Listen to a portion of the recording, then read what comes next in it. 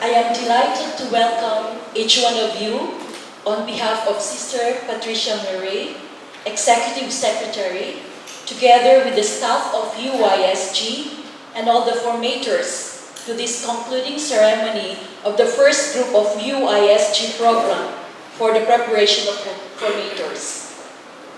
It is great to see some of the presenters around. Father David Glende, who celebrated or presided over the Eucharistic celebration, Father Felix Musahobi, and other presenters present here, and some of the spiritual guides of our formators. And also, we also acknowledge the presence of the community sisters and friends of our formators gracing this occasion. In a special way, we are honored by the presence of the new president of the UISG Executive Board, Sister Yolanda Kafka, RMI. I express our heartfelt gratitude for your gracious presence at this memorable occasion. Dear friends, your sustained support and presence with us today means a lot. It does not seem that long ago when our 33 formators coming from 25 countries and belonging to 23 congregations from various parts of the world started the program. During this time, they have gone through a formation process that hopefully equipped them with remarkable knowledge, profound insights, creative skills, and unforgettable experiences in an international, intercultural, and intercongregational setting. Today, the program concludes, and very soon they will return to their mission places where they will work in formation ministry. Let us join them in marking this day with much gratitude and hope for the accomplishments they have made. Once again, welcome one and all.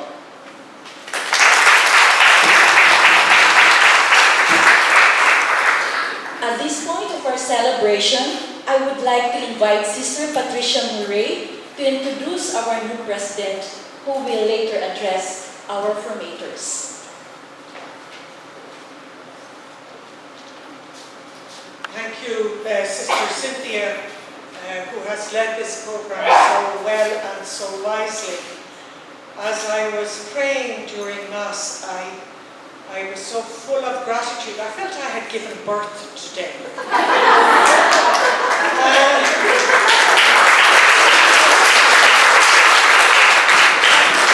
And then I didn't know whether to call myself a mother, an aunt, or a grandmother.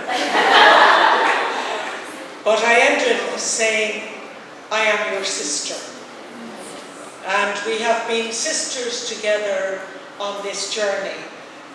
And this program was conceived really almost 2.5 years ago, when the last executive board of the UISG, having conducted an international survey of all the superiors general worldwide to ask how best UISG could serve them and religious life today, one of the first requests was to recommence this program.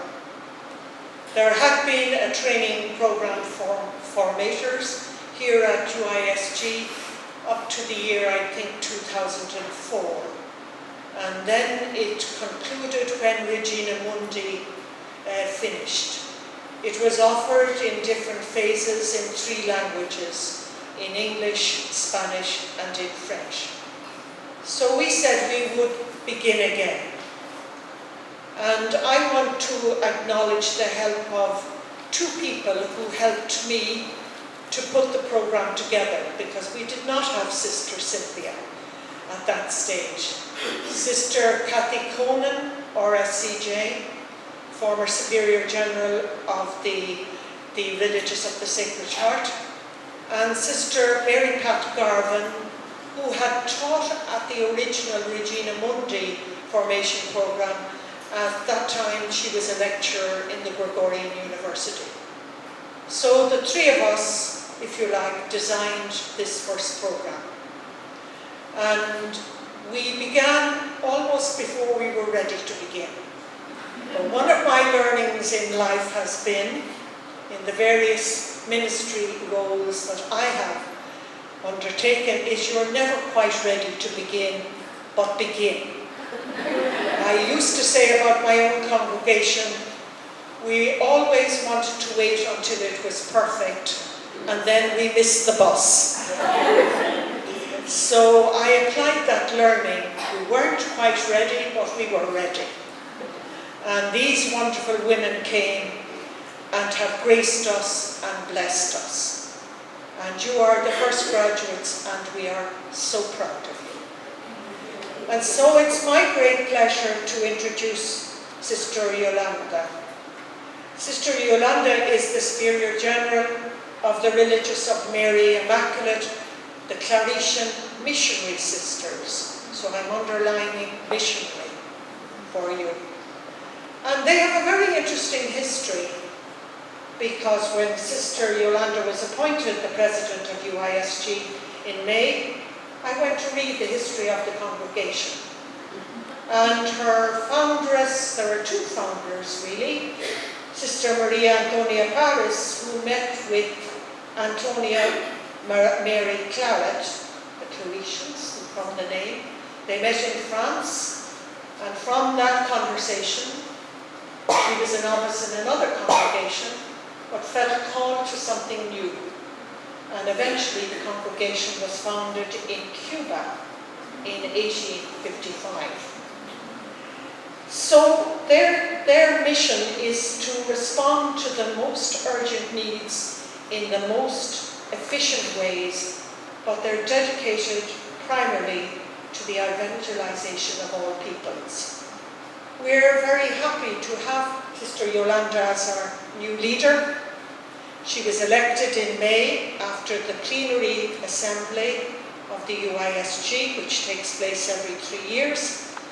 And that's followed by a meeting of the Council of Delegates, and they elected her. Those delegates come from all over the world. So she is the representative of international religious life for women. And so it's with great joy I ask her to speak to you, because this is her first official event here at UISG. Would you the floor, please?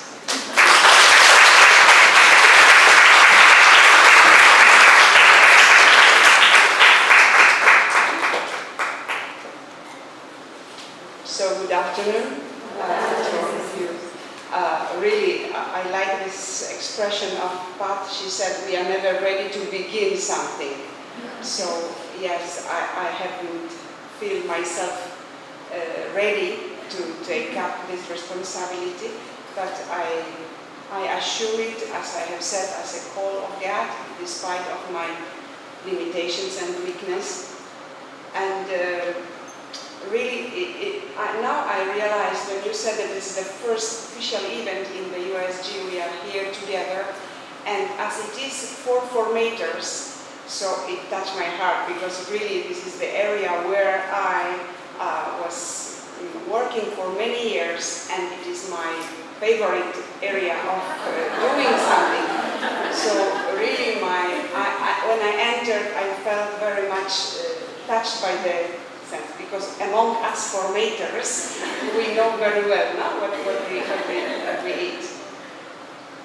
So we today harvest what I haven't worked for, but yes, somehow we were accompanying you, because when we heard that this course is restarted, we were very happy thinking on you and of all those who will be able to join the following courses.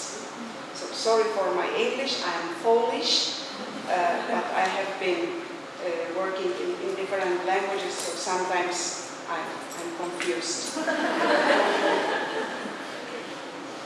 So, you know, you have been studying for this 5 months, so what shall I say at the end? So I brought a picture. Instead of words, I brought a picture.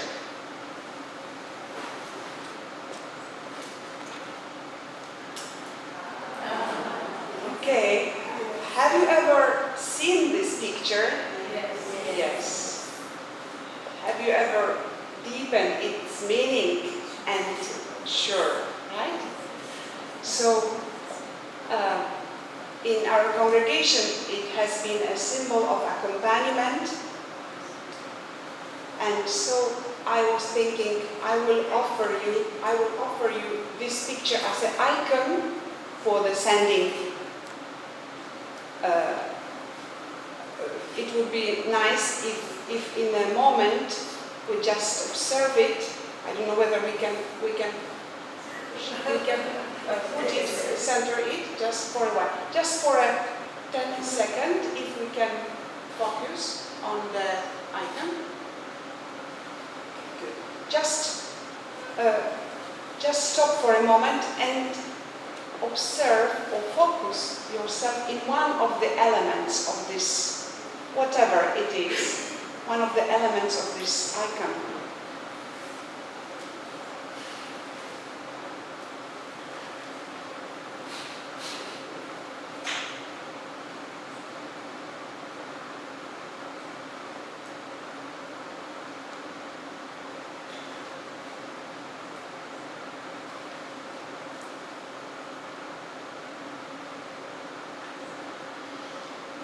So, generally we can say that the icons speak about something that is beyond mystery, that is happening between a person and God, and the icon is just a letter, something that communicates not only the image as it is, but some process that happens there.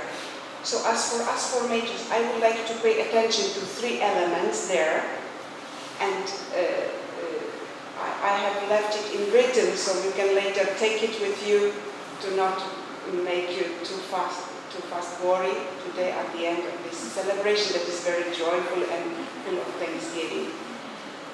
So the first thing you have been for sure deepening in this month is that we are formators, but in a style of Jesus. So the first model of formator is Jesus himself. We have to always go back in our accompanying others to his ways of accompanying others. If we lose this style, the preferences, the criteria, the pedagogy, the means, the heart of Jesus as formators, then we lose everything. So the identification of Jesus is not only something that we propose to the forming, to somebody whom we accompany and we develop and we help developing in others, but it must be a process that we as formators, we are going always back to this point. So in this icon is Jesus holding the abbot, Menas, like if he is gently walking together and gently holding him, but not fully guiding him. So Jesus, in his ways of forming the apostles and forming the first community, must be always our reference. How is this confrontation of our attitudes as missionaries, as formators, on the road of the experiencing the formation? Probably some of you have already the experience of accompanying others. Is that so? You are not just fully fresh, because this was one of the conditions, right, to be admitted for the course, that certain experience you already have. So you know how hard it is when the forming confront you telling, yes, you say something, but you yourself, you don't do it, no? Or you know how hard it is when the forming is confronting you by saying that we have planned it, but there is none. So we feel difficulty to be confronted. But the first confrontation, I really feel as the base for to be formator is the often confrontation with Jesus. So the examination of conscience of the formator should be with this mirror. We can really do it. The second aspect that comes from this icon is that we have to set well the process we are accompanying. So in this, you see in the picture that they are both walking together in the same direction. Even the eyes seems to be like copied. The feet are walking in the same direction. So to set well the program, okay, this is, surely you have learned to set up the program for the formation. Is that so? Yes. Have you learned a bit? Okay. So it is very important aspect because many superiors are complaining that they have to wait for the program so many times, no? So much time. So it is good to know the program, but the most important and more than program thing is to set the process we want the people undergo. Do you follow me? Yes. So the process, because the process is personal, and I have to know where I'm starting from and where I want to reach. And this is on the congregational level probably different, because each congregation imagine the perfect sister of St. Joseph, or the perfect sister of Blessed Virgin Mary, or the perfect sister of Holy Family, etc.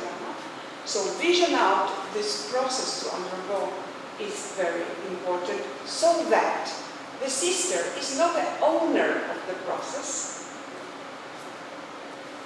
neither the community, but the real owner of the process should be the person himself, herself, who is undergoing the process. Right? So we are not the monitors. No? We are mentors. Different. No? Monitor and mentor. Monitor means control. No? Mentor means accompany. And the third aspect I would like to stress on this icon. Have you noticed probably that in this icon, and it is strange because usually in the icons it is Jesus who blesses, but in this icon is the abbot Menas who is blessing. So Jesus is giving him. Let us try whether your blessing is working. I am holding you now, so bless. It speaks about the pedagogy of Jesus. The pedagogy of Jesus and the pedagogy that we have to apply in the formation. You have probably heard many times here that the formation must be integral and integrating. So the person who is, especially in the first stages, but it has been a task for the whole life, is crystallizing, is ordaining the life, is putting order in the whole life so that the person is really transformed, as is your topic of the whole course, and is really, we can say, padrone or self-directing her life. But, you know, we are very good, especially we women, we are very good in dreaming, in visioning, in idealizing, but convert the process in pedagogy, in stages, in experiences, in evaluations, in really giving body to our vision, it is quite difficult for us. So often we forget that we, today formators, we also underwent processes, and it had stages, and it has simple examples of pedagogy, right? For example, getting up very early morning. This is a part of pedagogy. For example, putting order in my room, it is a part of pedagogy. Being educated, polite, is part of pedagogy. We don't take for granted certain aspects of human development, of basic culture, of basic knowledge, to build up later something more spiritual, more deep, more really incarnated as the experience of God. So in the pedagogy, we need help of the new methods of pedagogy that can help us, like the pedagogy of competencies, pedagogy of empowering, the pedagogy of positive inquiry, so that whatever the person has today will be not considered never as an obstacle, rather as a raw matter to transform till she or we arrive to the fullness. So in this